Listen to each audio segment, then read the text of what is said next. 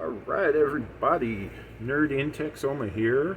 Like I said, I'm just gonna jump right into this huge Bumblebee knockoff review. Of course, it's a knockoff, so they've got to call it a change robot instead of a transformer. On the side here, it says, super quick to collect your favorite robot. Latest 5th generation robot. Let's see if I can get the box there so you can see that. Some of the slogans that they come up with on these knockoffs are insane. See on the front there, he's a change robot, the ultimate knight. I got that side of the box. Quick collect your favorite robot. At the bottom of the box, you know, all your safety warnings and this and that. And apparently there's batteries in here. I'm not sure if it's in the actual robot itself, the knockoff Bumblebee, or if it's in the little mask. I'm hoping it's not in the mask. I'm hoping it's actually in the figure, because that would just make it cooler. On the back, you've got the product shots of the figure. It's not called Bumblebee because, again, you know, liability with licensing and all that, but, I mean, damn. Anybody who knows even the slightest bit about Transformers is going to know this is Bumblebee. His name is Changed the Samurai. And it says, long ago, a planet in the universe had war between representatives of justice and heroic robots, and on behalf of evil and treacherous robots. And the two of them are from the same alien planet, but the position is opposed to the two factions of mechanical life. Both can be transformed into the immediate combat of the robot, can also be transformed into a variety of common human life in the body. The evil side wants to win the source of fire, because this kind of thing has the power to give the machine life. And life robot is also created by the source of fire. Evil robot leaders hope to be used to build a new machine on Earth, Legion. And the right side of the party is doing everything possible to stop each other. That's kind of a badly translated form of what's going on in Transformers. You know, you got the good fighting the evils. And on the back, like I said, it's got the product shots for this Bumblebee, and it shows that there's also an Optimus Prime available. But of course, it's not available at the Bee store, which I picked this up from the last video, because the focus of that store is Bumblebee, not Prime. And for Prime, he is a change robot. It says, the Earth is sandwiched between the two races of interstellar war robots that can be transformed into a variety of objects, including cars, trucks, planes, and other technological inventions. Whoever they hired to write that text, they should have hired to write the other text, in my opinion. But Optimus Prime, they call him the Fire Flame Mecha. And let me show y'all the back of the box here. There's Bumblebee's big old paragraph if you want to pause it and read it for yourself. There's the Optimus Prime, a version, or a picture of this version of Bumblebee in car mode. There's the mask that it comes with. And on the inside, or the other side, is Bumblebee in robot mode. Now the interesting thing about this figure, that sword and that shield are actually that Optimus Prime's in the movie. This is based off of the Last Night, I believe, Bumblebee. Is it Last Night or the movie before that? I'm not 100% sure, but it was based off of one of the newer Bumblebees in one of the newer Transformer movies, not the Bumblebee movie. Not the one that he starred in by himself, that they're doing a sequel of next year and all that. Like I said, so this is The Last Night, or it looks like I'm going to have to turn in my Transformer movie nerd card, because I am drawing a blank as to the movie that came out right before The Last Night. Transformers, Revenge of the Fallen, Dark of the Moon. And then The Last Night. Yeah, I can't remember. I'll probably Google it or not. I don't know. Let me get this guy out of the package, see what my thoughts are once he's out of the package, and get back with y'all. So, be right back. Alright everybody, I'm back. I've got Bumblebee freed from his plastic box prison, which, oh my gosh, that was kind of difficult. There's so many twist ties that they're just in there in a weird way, and yeah, kind of interesting, just to put it nicely. Well, the one thing that I was afraid of did happen to be true. The mask is what has the lights and sound, not the figure itself, unfortunately. The mask is, I mean, it's decently detailed, it's nicely detailed, but it's obviously made for a kid. It's not made for my humongous face here. So I'm not even going to try to attempt to put it on or anything like that. It's got a decently solid. I mean, it's nicely made. It's got the battery pack inside there and the little on-off switch. There's no plastic, so you can stick your fingers through the eye holes.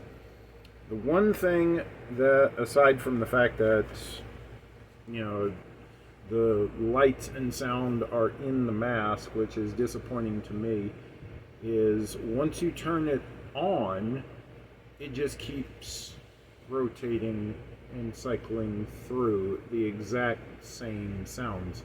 It doesn't shut off, it's not activated by motion or anything like that. And it's Optimus Prime. Autobots, transform and roll out.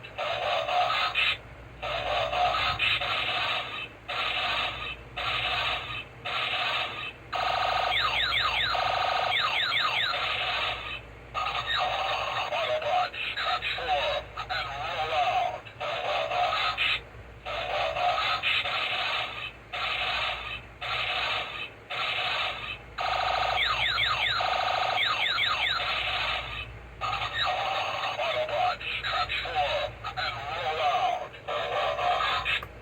Yeah, it just keeps going and going and going without ever shutting up or turning off. So I'm gonna say, if you ever come across this big set and buy it for your collection or your kids, grandkids, nieces, nephews, neighborhood kids, whoever.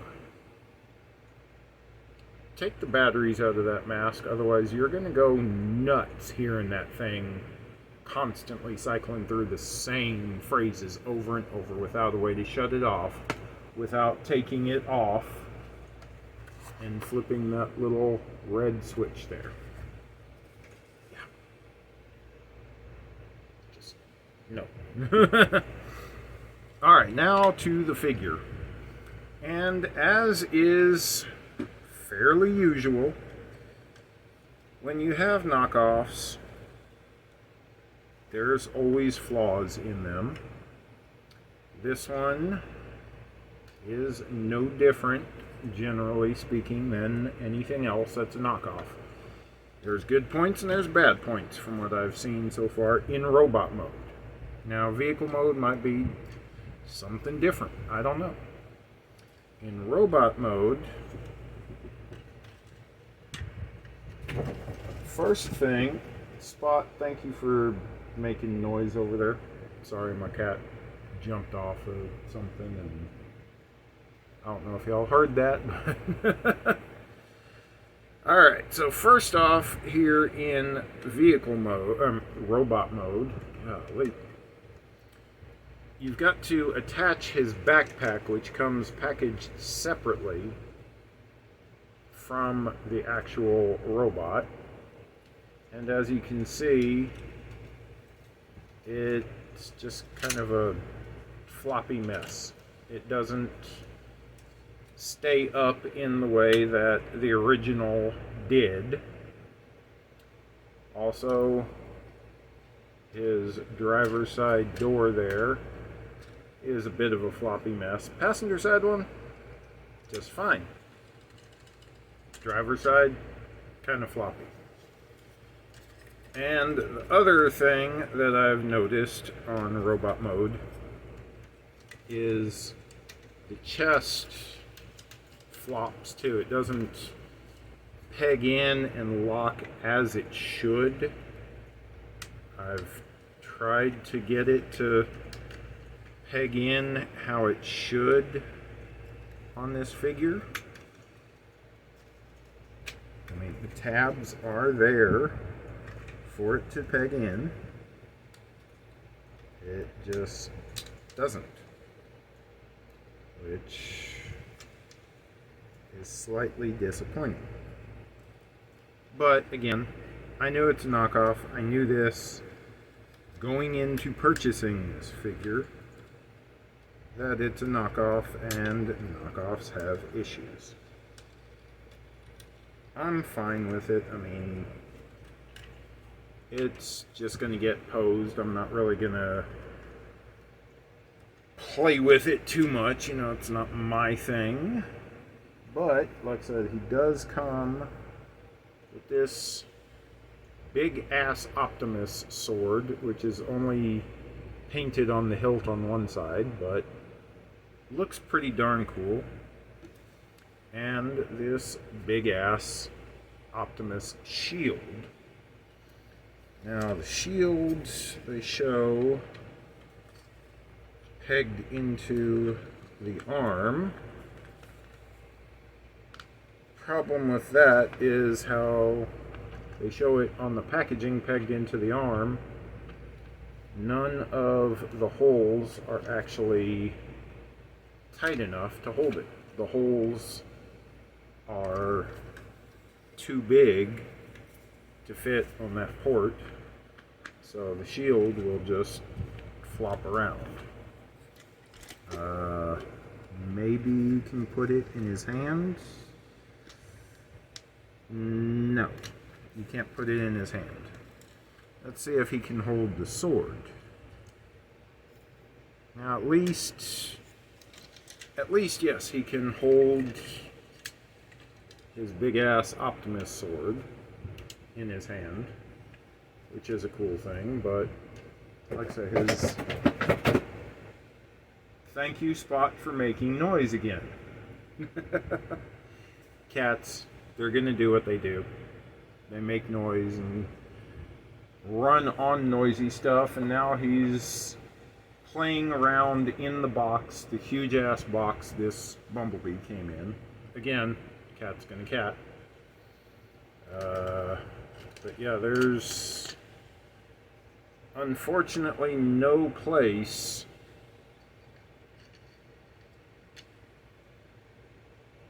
to really secure this big ass shield, so it's kind of useless.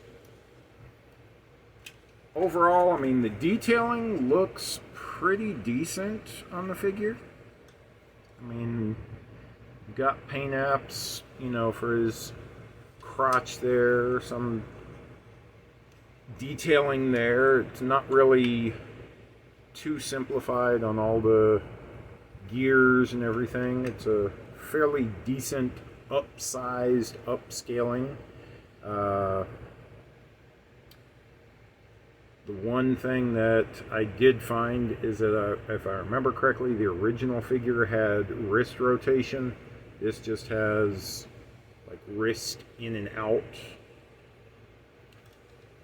He does have his waist swivel, so you can... Hey, what's that over there? I don't know. What's that over there? I don't know. Huh. You know, you can... What? I don't know. Maybe it's there. You know, so he does have head movement. So that's pretty cool. His legs are posable. His feet are posable. His arms are posable. Somewhat.